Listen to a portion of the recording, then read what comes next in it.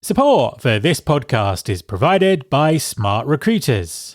SmartRecruiters enables hiring without boundaries by freeing talent acquisition teams from legacy applicant tracking software. SmartRecruiters' next-generation platform serves as a hiring operating system for over 4,000 customers like Bosch, LinkedIn, Skechers, and Visa. Companies with business-critical hiring needs turn to SmartRecruiters for best-of-breed functionality, world-class support, and a robust ecosystem of third-party applications and service providers. To find out more, go to smartrecruiters.com. That's smartrecruiters.com.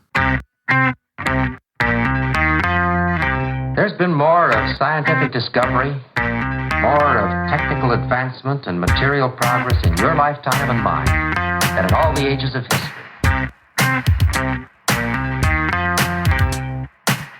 Hi there, this is Matt Alder. Welcome to episode 544 of the Recruiting Future podcast. Earlier in the summer, I collaborated with the SmartRecruiters team to interview 4 fantastic practitioners who spoke on the Hiring Without Boundaries stage at RecFest in London. We recorded the conversations backstage at the event, and this is the second of 3 podcast episodes where I'll be sharing them. It's an unprecedented time of disruption in talent acquisition. Economics, demographics, and technology are driving seismic shifts in how companies think about hiring. With the pace of change continuing to increase, the most successful TA functions will be the ones that adapt the quickest. My second RecFest guests are Lindsey Stone, Group Head of Talent Attraction and Resourcing at Greene King, and Eric Houwen, Head of Talent Acquisition and Employer Branding at Deloitte in the Netherlands. Although they work for 2 very different types of business, there's lots of interesting commonalities in Eric and Lindsey's approach to TA transformation. So, hi Lindsey, hi Eric, welcome to the podcast. We're still at RecFest, the sun has come out. My last interview I thought it was going to rain. We're sitting backstage in the very nice green room, chilling out and all that kind of stuff. Could you both just please introduce yourselves and tell us what you do? Absolutely. Thanks, Matt.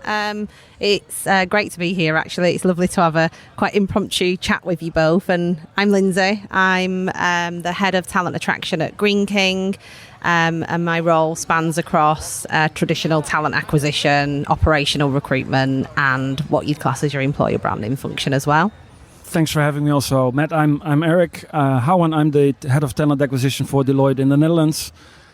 And when I came here just a couple of hours ago, I was quite in awe of what's going on here. This is, this has a size that we haven't seen in anything in recruitment events in the Netherlands ever before. So I'm very, very impressed. Yeah, no, it's absolutely vast. I mean, it's very difficult to portray that on a podcast. But I haven't actually left this corner of the field yet. It's just like there's so much to see. So first question: it's a very dynamic time for talent acquisition at the moment. You both obviously work for very different sorts of businesses, so I'm sure there'll be differences, but also probably a lot of similarities in kind of what's happening. So first question to both of you, from your perspective, what are the forces that are driving change in talent acquisition at the moment? Well, I think first and foremost the business is driving change on one hand, and the limitations of the labor market are driving it on the other end. So you see a lot of changes in business in Deloitte, where there's so many more international projects, large technology transformation projects that's coming our way. A lot of what we call MDM. It's about leveraging all of the knowledge and the different specialties that we have in Deloitte for one client, right? So what we can do because of our size is service a client in so many aspects altogether.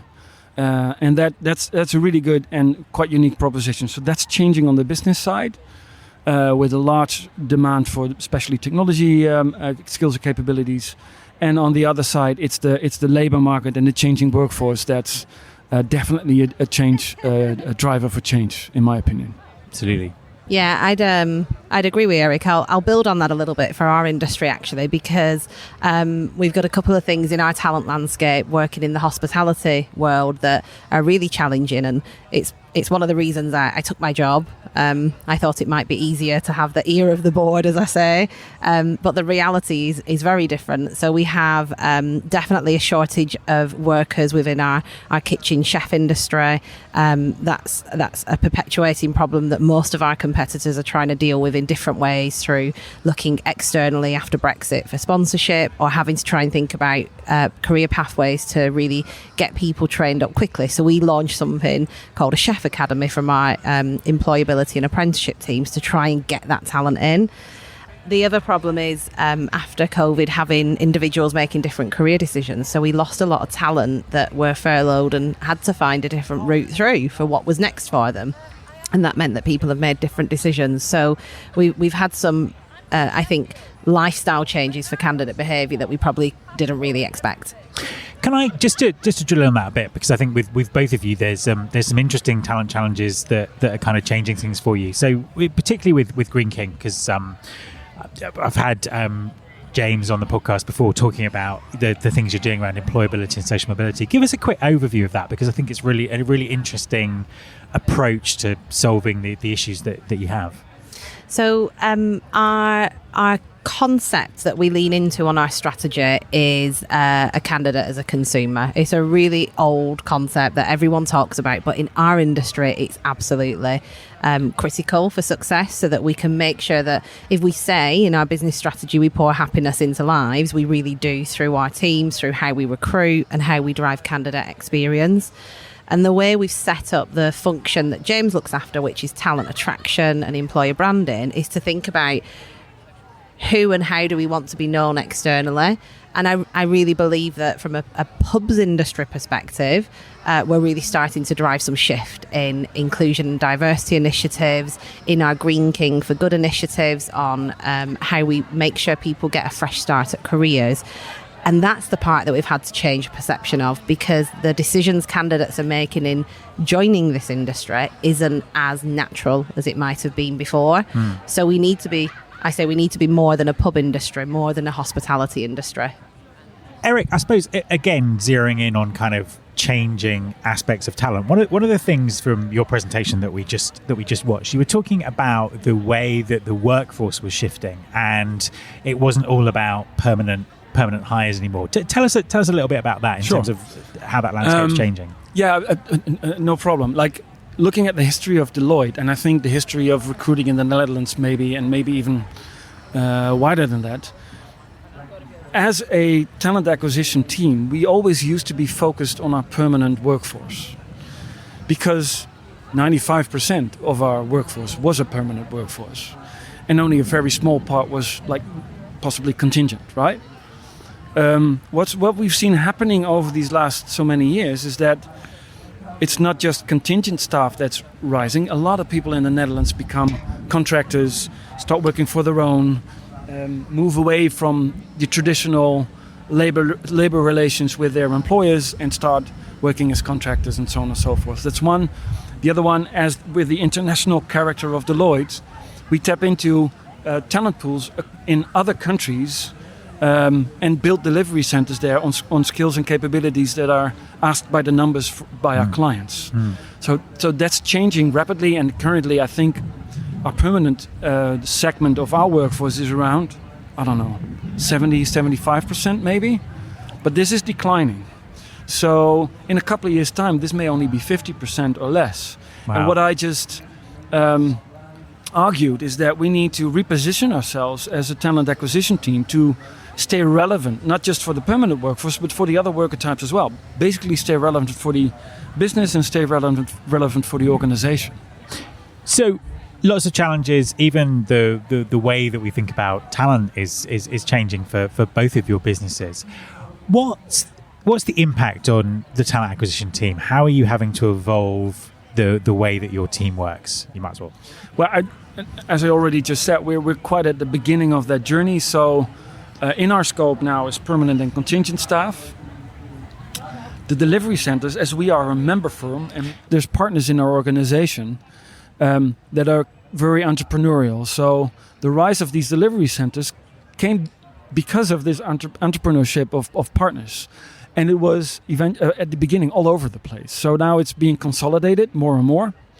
And that gives us the opportunity also to step in and to play a pivotal role in deliberately bringing our workforce from this position to that. Lindsey? So for me, I think because we're a year and a half into our 3-year strategy and roadmap, we're having to really try and show the business what great can look like. And that's because lots of organisations will be built on fill recs. You don't need to put investment and money into employer branding or recruitment marketing. And we're starting to see some really good outputs of that now. So the team have been able to start shifting to more proactive recruitment. We've got a capability building project program running for them that's all about giving them access to knowledge, peer networking and skills and training to make that step change. So even something like this at RecFest today, like there's 30 of the team here today. We've brought them here today to be curious and learn, because we recognise that we don't all have the answers, and we can be around like-minded experts and take something from them of how we build our future setup in our organisation. What kind of skills do they need to develop? So our 2 focus areas are around business partnering, so really shifting to business partnering through consultation, advice, and not just service pleasing, and starting to really challenge the norm, because in our industry, we recognise we want to get more diversity into our workforce, but you can't have that if you want speed and you want CVs and you want to use the same agency you've used before. So we're having to give our teams tools to understand what does higher value work look like, what's the space you need to spend your time in. And traditional metrics are hard to put in place, because if you base it on time to fill or cost per hire, you get drawn into the old ways of working. Yeah. Eric, kind of same question to you, really, in terms of sort of skills and capabilities you're having to develop within the team. What's the focus on? Yeah, so the focus is on, in a abstract way, being more strategical, which means being capable of having the right conversation with the business. And from what I've learned over the last years, it requires a different skill set and a different capability set to have that conversation. And currently, recruiters in my team, I'd kill for them. They're really good. I mean, they're very good at what they do, and they're very good in terms of the skills and capabilities that they are required to bring to the table. But when it comes to this change, I think it's that different that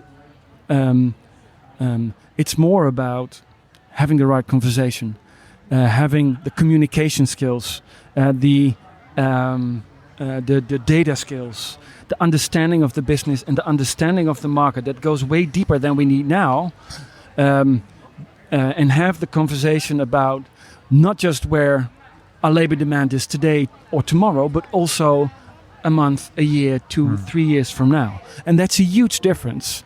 And that is something that our recruiters are not capable of at the moment, and I doubt all of them will be, because the DNA is so different. Yeah, absolutely. And I suppose following on from that, in terms of both of your vision of how TA can be positioned to drive value for the business in a way that maybe it hasn't done in the past, where do you think TA can go with that? Well, maybe even by understanding the business better than they understand themselves. In the sense that understand the business that well, that we understand what skills and capabilities are needed in order to drive the business, in order to grow the business. And I think there's a huge opportunity there also, because what I see in the business itself, that there's people that understand it really well, but I think the majority still doesn't, or only does to a certain degree. And that's a huge opportunity for us. So that's one side of the equation, and the other side, and that's our monopoly domain, basically, where we have the understanding and very deep and need to have the very deep understanding of the labor market that we're tapping into. Absolutely. Same question to Lindsey, really. Where do you see TA sort of driving value for the organisation? So our sweet spot is definitely in the customer consumer area. So the TA strategy that we built is pinned really clearly to our business purpose to pour happiness into lives. And there's a couple of pillars on there. There's one that is a people pillar. That's an obvious fit, right? The second is customer first. So we talk about in our strategy both of those drivers. And then where we connect and convince people that it's the right strategy to drive change in the organisation rather than in TA is actually focused on how do we drive revenue? So how does customer or candidate experience bring in the right brand reputation for us as such a large hospitality organisation?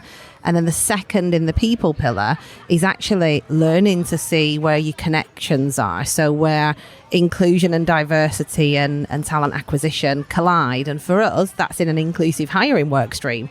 And then we're delivering to a broader I&D agenda. So one of the big disruptive forces at the moment is technology.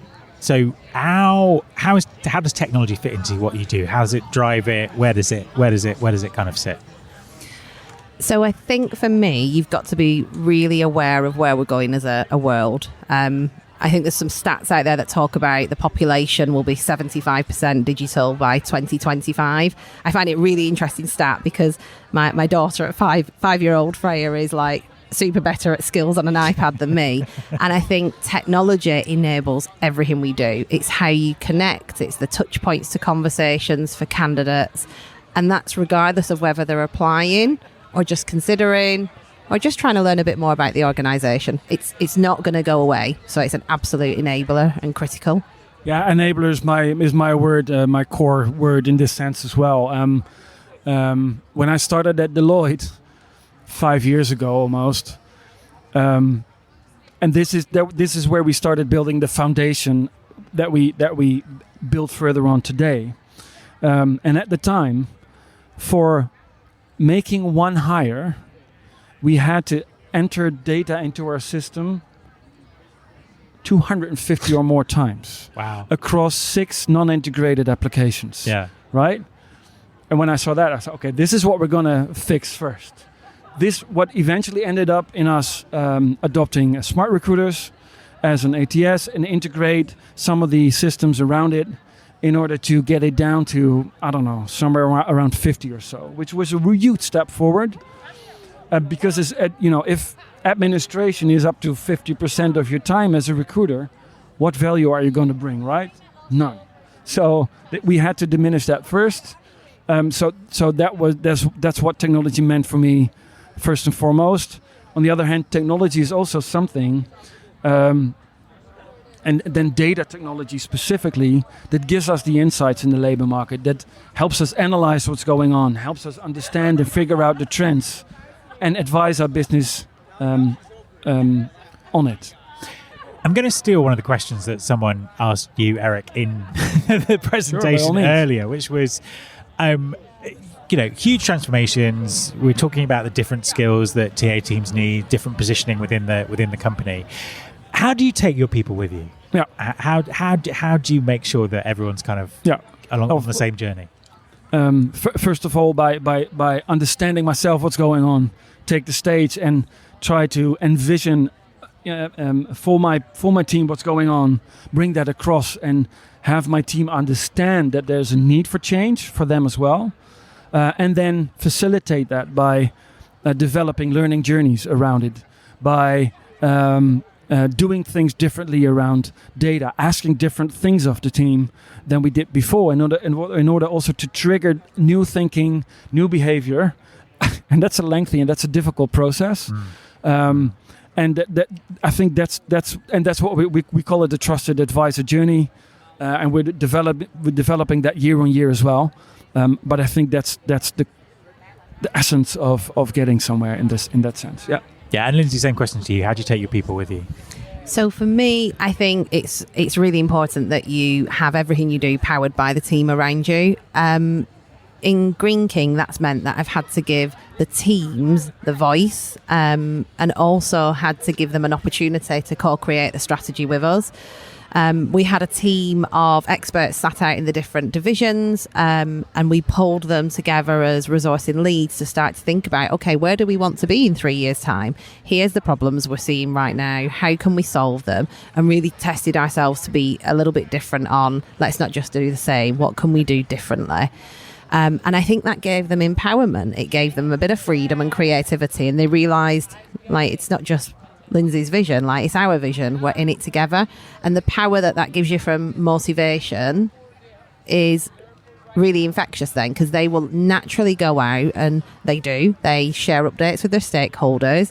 They shift the perception of who we are by saying, here's a strategy, and you can feel it. They believe in it, so they want to tell more about it. So, final question for both of you.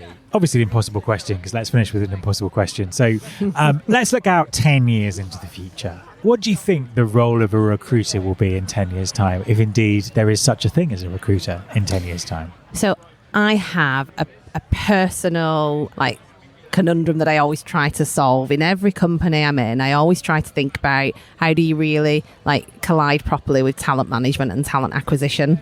I do think lots of companies do it well, but I wouldn't say it's collaborative function. They're still silos reporting normally into a broader talent role. That for me is where I think the future is. I think if we get the technology to strip out as much of the admin processes that Eric mentioned, and even some of the insights and data points are more fast and accurate, then we'll be able to spend more time in the space of, actually, if somebody's hired into a role, we're hiring them for this role today, knowing that they're also going to move in a year's time for the next role. That's where I'd love to predict it. I keep trying to find the skills, what do we do, how do we get there? Don't have that answer, but that's my prediction. Eric, your thoughts? Apart from what you're just saying now, I would be so bold to say I don't think the recruiter will have changed that much over 10 years. What I do think is that we will, and that's what I'm working on now, so I hope that's going to be true, to build a layer on our teams that is having that strategical, tactical focus. But we will still need a hiring machine underneath to get the talent in that we need. And that will not change. Of course, there will be new technologies, sourcing technologies, ATS technologies, more about internal mobility and so on and so forth. But there will always be a recruiter that's matching labor demand with the labor ask, and be pivotal in the process between hiring manager and candidate. Eric, Lindsey, thank you very much for joining me. You're welcome. You're welcome. My thanks to Lindsey and Eric. You can subscribe to this podcast in Apple Podcasts, on Spotify, or via your podcasting app of choice. Please also follow the show on Instagram. You can find us by searching for Recruiting Future. You can search all the past episodes at recruitingfuture.com. On that site, you can also subscribe to our monthly newsletter, Recruiting Future Feast, and get the inside track about everything that's coming up on the show. Thanks very much for listening. I'll be back next time, and I hope you'll join me.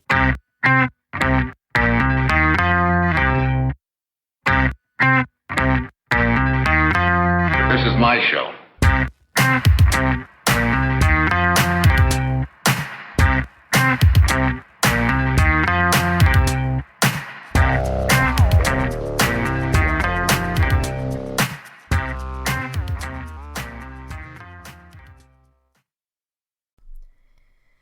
Attracting, recruiting, and retaining great talent has never been harder. But why? We know we need them, and they need us. So why are we making it harder? Pull up a chair, listen, and laugh along with Lynn Bailey and Tracy Parsons as they dissect the industry, solve problems, and scoff at and sass the status quo. Join the rebellion with the Talent Rebelcast and question everything you know about the world of work.